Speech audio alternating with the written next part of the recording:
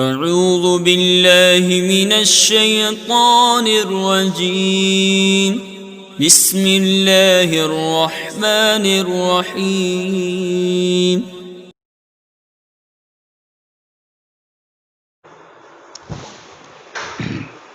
بسم اللہ الرحمن الرحیم۔ میں مجاہد حسین رضوی، استاذ دارالعلوم غریب نواز الہ آباد درجہ خامسہ کے متعلمین سے مخاطب ہوں اور سراجی کا درس دینے جا رہا ہوں۔ اب تک آپ نے ان حصوں کا بیان پڑھا جو کتاب اللہ یا سنت رسول اللہ میں مذکور ہیں۔ ان حصوں کے حقداروں کا بیان پڑھا۔ ان حصوں کے حقداروں کے بعد بچا ہوا مال جو وارثین لے لیتے ہیں یا اکیلے ہونے کی صورت میں کل مال لے لیتے ہیں، ان اسبات نسبیہ اور سببیہ کا بیان بھی پڑھا۔ پھر آپ نے اس بات کا بھی بیان پڑھا کہ یہ حصے دار وارثین کن صورتوں میں مورث کی جائیداد سے بالکلیہ محروم ہو جاتے ہیں اور کن صورتوں میں ان کا بڑا حصہ چھوٹے حصوں میں بدل جاتا ہے۔ آج جو ہم پڑھانے جا رہے ہیں وہ یہ کہ یہ جو مختلف حصے ہیں کتاب اللہ میں مذکور، یہ حصے آخر کس طرح سے نکلیں گے، مال کو کتنی جگہ تقسیم کیا جائے کہ یہ مقررہ حصے قرآن کریم کے اندر جو مقررہ حصے ہیں وہ مقررہ حصے اس کے حقداروں تک پہنچ جائیں۔ کہتے ہیں باب و مخارج الفروض، فروض کے مخارج کا بیان، یعنی اس عدد کا بیان جس عدد سے اگر مسئلہ بنایا جائے تو حقداروں کا حق یا ان کا مقررہ حصہ ان کو بنا کسر کے مل جائے۔ کہتے علم ان الفروض المذکورۃ فی کتاب اللہ تعالی نوعان، آپ جان لیجئے کہ وہ حصے جو کتاب اللہ میں مذکور ہیں اس کی دو قسمیں ہیں۔ نمبر ایک نصف، ربع، ثمن، اور نمبر دو ثلثان، ثلث اور سدس۔ یہ التضعیف و تنصیف ہیں، یعنی دو نوعوں میں ان حصوں کو جو تقسیم کیا گیا ہے اس کی بنیاد تضعیف اور تنصیف ہے کہ نوع اول مثلا نصف ہے، ربع ہے، ثمن ہے۔ اس میں ثمن سب سے چھوٹا حصہ ہے اور اس کا مخرج 8 ہے۔ اس ثمن کو آپ دونا کر دیں تو ربع ہو جاتا ہے، اور ربع کو دونا کر دیں تو نصف ہو جاتا ہے، اور نصف کو آدھا کر دیں تو ربع ہو جاتا ہے، ربع کو آدھا کر دیں تو ثمن ہو جاتا ہے۔ اسی طرح سے ثلثان، ثلث، سدس میں کہ ثلثان کو آدھا کر دیں تو ثلث ہو جاتا ہے، ثلث کو آدھا کر دیں تو سدس ہو جاتا ہے، سدس کو دونا کر دیں تو ثلث ہو جاتا ہے، اور ثلث کو دونا کر دیں تو ثلثان ہو جاتا ہے۔ اسی بنیاد پر ان 6 حصوں کو دو نوعوں میں تقسیم کیا گیا ہے کہ تضعیف اور تنصیف انہی دو نوعوں کے 3 حصوں کے بیچ ہو سکتی ہے۔ اب کہتے ہیں کہ مسائل میں یہ حصے اکیلے اکیلے آئیں۔ کہا اوحادو اوحادو، آپ جانتے ہیں کہ اوحادو میں عدل ہے، تو ثلاثو جس طرح سے سلاستن سے معدول ہے، اسی طرح سے اوحادو واحدتن واحدتن سے معدول ہے کہ اس کے معنی میں تکرار ہے. تو اگر ایک بار احادو کہہ دیتے تب بھی وہی مطلب سمجھ میں آتا کہ مسائل میں ان حصوں میں سے ہر حصہ الگ الگ ایک ایک کر کے آئے، لیکن احادو کو مکرر کیا یہ تاکہ معنوی تکرار کے ساتھ لفظی تکرار بھی ہو جائے اور لفظ معنی باہم مناسب ہو جائے. اس طرح کا استعمال حدیث شریف میں بھی آیا ہے. اللہ کے مقدس رسول صلی اللہ علیہ وسلم نے فرمایا صلاۃ اللیل مثنا مثنا، رات کی نماز دو دو رکعت کر کے ہوتی ہے. حالانکہ ایک بار مثنا کہا جاتا تو وہ مفہوم ادا ہو جاتا کہ رات کی نماز دو دو رکعت ہوتی ہے. کہتے ہیں فمخرج کل فرض، ہر حصے کا مخرج، ہر حصے کا مخرج یعنی وہ عدد جس سے وہ حصہ نکل جائے، سمیعہ اس کا ہم نام عدد ہوتا، اس کا ہم نام عدد ہوتا ہے ہر حصے کا مخرج، سوائے نصف کے جو 2 سے ہوتا ہے. کیا کہنے کا مطلب یہ ہے کہ یہ جو 6 حصے ہیں ان میں 5 حصے ایسے ہیں جن کا ہم نام عدد موجود ہے. تو جن حصوں کے ہم نام عدد موجود ہیں اس حصے کا مخرج اس کا ہم نام عدد ہو جائے گا، لیکن نصف کا کوئی ہم نام عدد چونکہ نہیں ہے اس لیے نصف کا مخرج 2 بنایا جائے گا اور 2 سے نصف نکل جائے گا. پھر مثالیں دیتے ہیں کیسے ہم نام عدد ہر حصے کا مخرج ہے نصف کو چھوڑ کے. کہتے ہیں جیسے ربع یہ 4 سے بنے گا، مال کو 4 جگہ بانٹ دیجئے اس میں 1 دے دیجئے، ربع نکل گیا. سمن یہ 8 سے بنے گا، اگر کسی کو سمن دینا ہے مال کو 8 حصوں میں تقسیم کر دیجئے، 1 حصہ دے دیجئے، وہ اس کا مخرج بن گیا 8، سمن نکل جائے گا. ثلث اور ثلثان یہ 3 سے بنیں گے کہ 3 میں سے 2 دے دیجئے تو ثلثان ہو گیا، 3 میں سے 1 دے دیجئے تو ثلث ہو گیا. بات ختم ہو گئی. یہ ایک صورت ہوئی اور ایک صورت میں 6 صورتیں نکل گئیں اور سب کی مثالیں انشاءاللہ ہم آپ کے سامنے رکھیں گے اور آپ سے مسائل بنوائیں گے. یہ تو بات رہی کہ ہر حصہ اکیلے اکیلے آئے، اور جب یہ حصے 2 کر کے آئیں یا 3 کر کے آئیں، مثنا او ثلاث وہما من نوع واحد، اور یہ دونوں حصے ایک نوع کے ہوں تو ہر وہ عدد جو کسی جز کا مخرج بنے گا تو وہ عدد اپنے دگنے کا بھی مخرج بنے گا، یعنی اس جز کے دونے کا مخرج بنے گا اور اپنے دونے کے دونے کا بھی مخرج بنے گا. نصف ربع اور سمن میں سمن کا دونا ربع ہے، ربع کا دونا نصف ہے، تو اب سمن یعنی سمن کا جو مخرج بنے گا یعنی 8، یہ ربع کا بھی مخرج بن سکتا ہے اور نصف کا بھی مخرج بن سکتا ہے، یعنی اپنے دونے اور دونے کے دونے کا بھی مخرج بن سکتا ہے.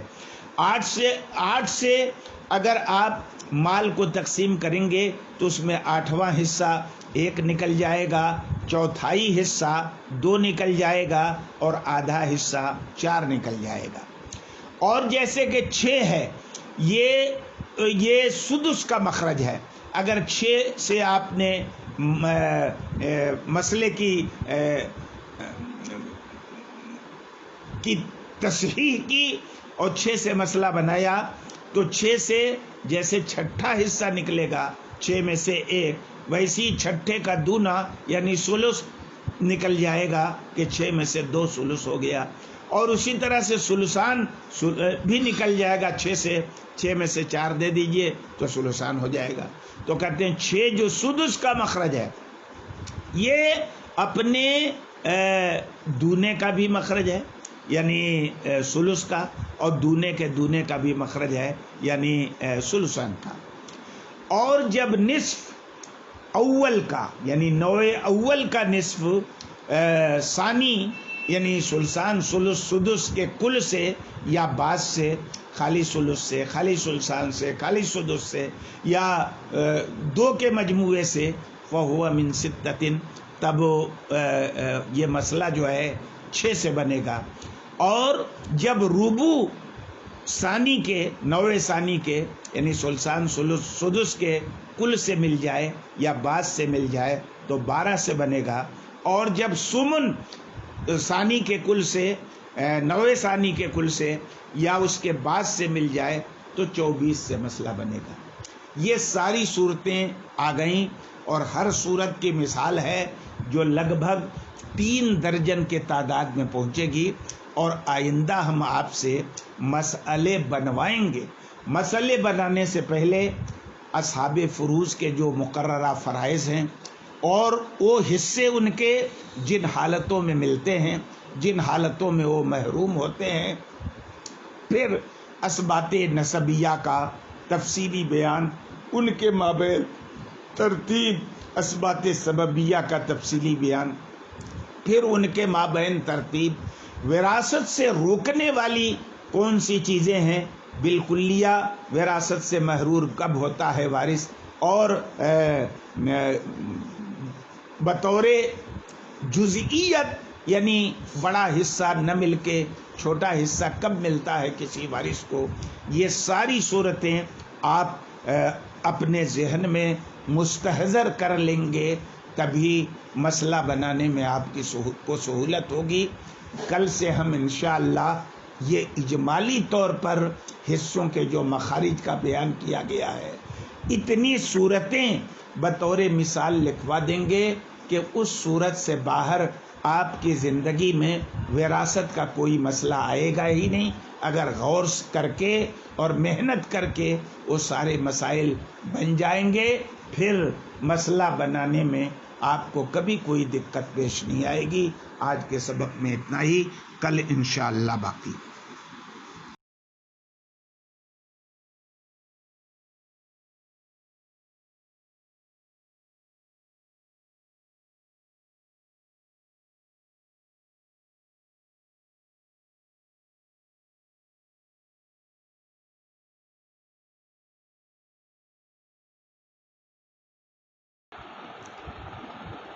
ابھی گزشتہ 6 دنوں سے ہم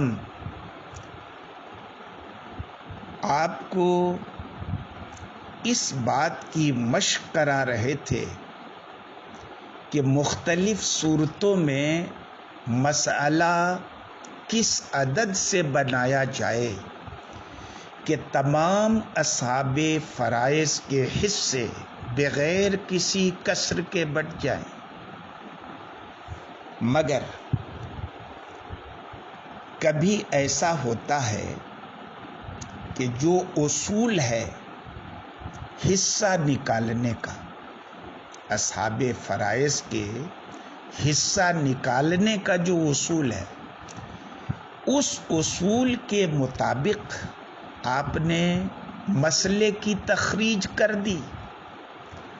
لیکن کبھی کبھی ہوتا یہ ہے کہ وارثین کے حصے آپ نے جس مخرج کو مسئلے کا حصوں کا مخرج قرار دیا گیا ہے، حصے بڑھ جا رہے، اور کبھی کبھی اصول کے مطابق مسئلے کا مخرج جس عدد کو آپ نے بنایا ہے، وہ مخرج وہ فاضل ہو جا رہا ہے، حصے گھٹ جا رہے ہیں، نیچے جو وارثین کو حصے دیے وہ کم پڑے اور آپ کا مخرج بڑھ گیا۔ تو جس صورت میں حصے بڑھ جائیں اور مخرج تنگ پڑ جائے تو وہاں پر اول ہوتا ہے، اور جہاں پر حصے کم ہوں مخرج زیادہ ہو جائے تو پھر وہاں پر رد ہوتا ہے۔ آپ کو میں نے مشق کے لیے 33 جزئیات اور 33 مسائل لکھ کے دیے تھے۔ اب آپ کے سامنے زندگی میں کوئی ایسا مسئلہ آ ہی نہیں سکتا جو ان 33 صورتوں سے باہر ہو. سب پڑھ چکے. اور انہی مسائل میں آپ نے دیکھا کہ بہت ساری جگہوں میں حصے بچ جا رہے ہیں، کہیں حصے گھٹ جا رہے ہیں. تو اجمالی طور پر میں پہلے بتا چکا ہوں کہ جہاں حصے بڑھ جائیں نا تو آپ مخرج کے بعد عین لکھ کے جو سہام آپ نے وارثین کو دیے ہیں اس کا مجموعہ اوپر لکھ دیجیے.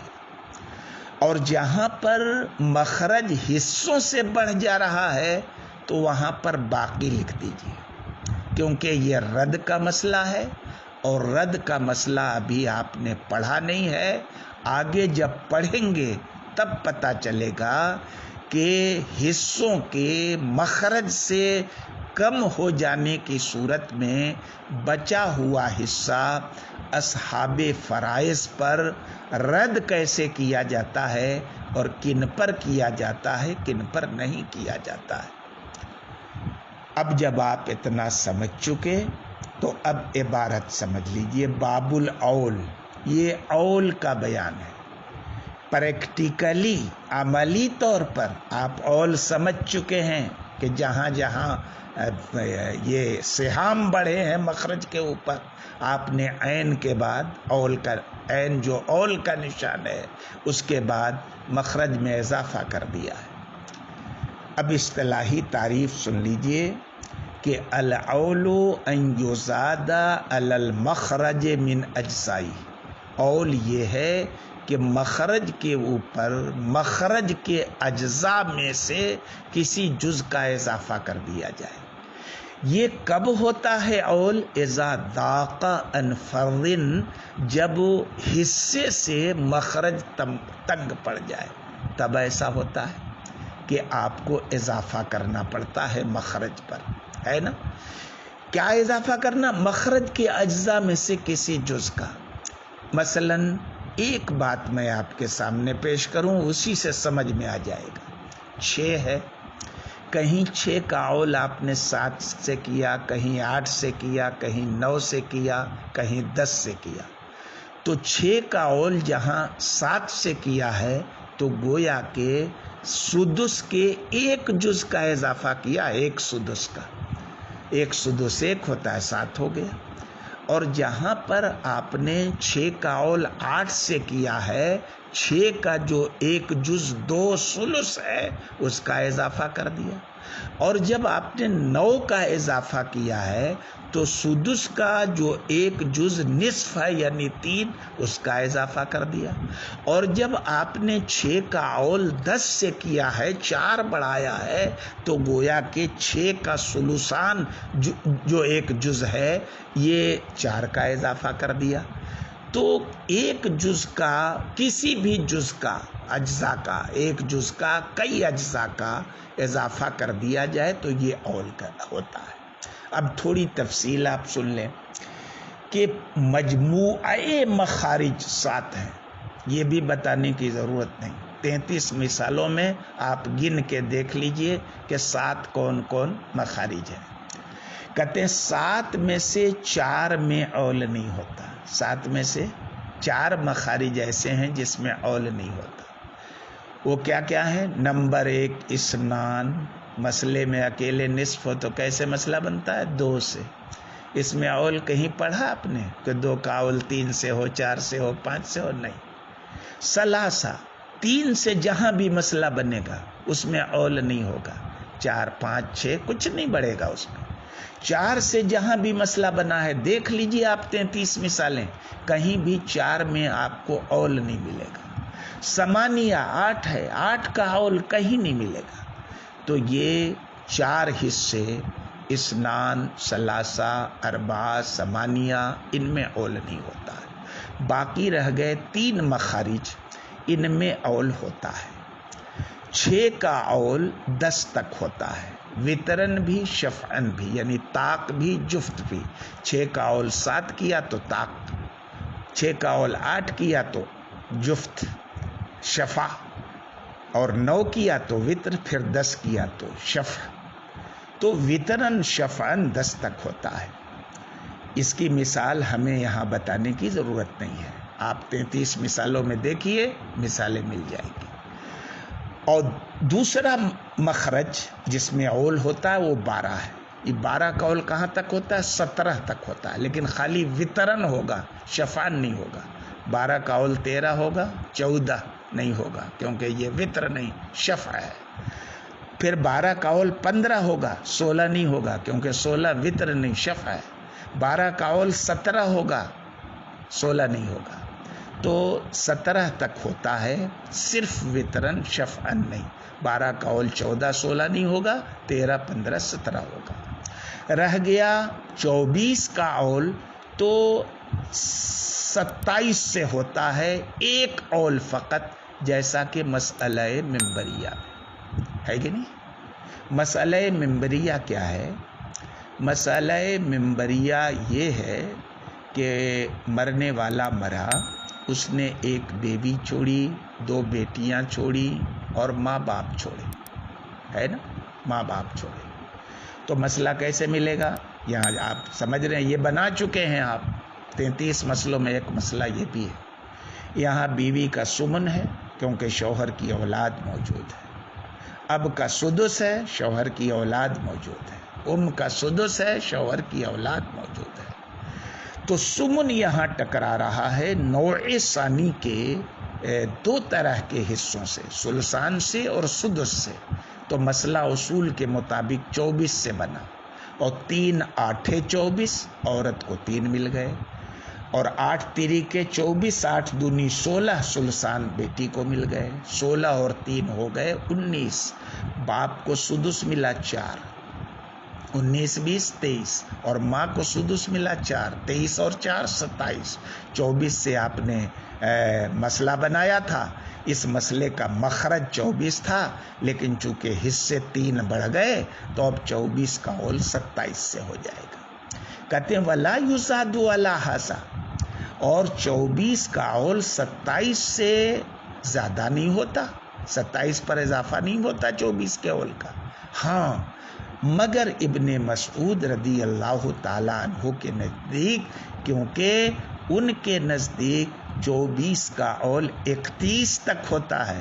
اس کی بھی مثال میں نہیں دوں گا، 33 مثالوں میں آخری آپ 6-7 مثالوں کو دیکھ لیجئے، آپ کو سمجھ میں آ جائے گا کہ سیدنا عبداللہ ابن مسعود رضی اللہ تعالیٰ عنہ کے نزدیک کس بنیاد پر اور کس صورت میں 24 کا اول 31 سے ہوا ہے۔